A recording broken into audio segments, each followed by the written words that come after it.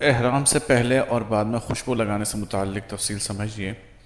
احرام سے پہلے غسل کرنا اور غسل کے بعد بدن پر خوشبو لگانے مسنون ہے، اور غسل کے بعد داڑھی میں تیل لگانا یہ بھی مستحب عمل ہے۔ تو احرام کی نیت سے پہلے جب آپ دو چادریں باندھ چکے ہوں یا باندھنے والے ہوں، اس سے پہلے بدن پر خوشبو لگانا یہ مسنون عمل ہے، لگانا بھی چاہیے۔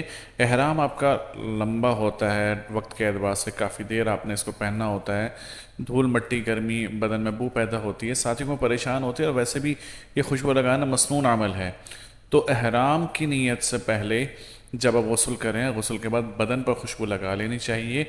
البتہ چادروں کے اوپر خوشبو نہ لگائیں تو بہتر ہے، اور احرام کی نیت کے بعد نہ بدن پر خوشبو لگا سکتے ہیں نہ احرام کی چادروں پر لگا سکتے ہیں خوشبو، دونوں چیزیں منع ہیں۔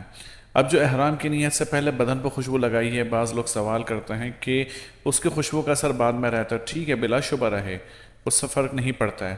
چادر پر لگانے سے اس لیے منع کیا گیا ہے کہ احرام کی نیت سے پہلے آپ نے چادر پر خوشبو لگا لی، اب آپ نے اس کو بدن پر پہن لیا ہے، باندھ لیا، بعد میں کسی وجہ سے ان چادروں کو اتارنا پڑے تو اب اس کو دوبارہ استعمال نہیں کر سکیں گے، اس لیے کہ حالت احرام میں ایسی چادروں کا استعمال جس پر خوشبو لگی ہو نہیں کر سکتے ہیں۔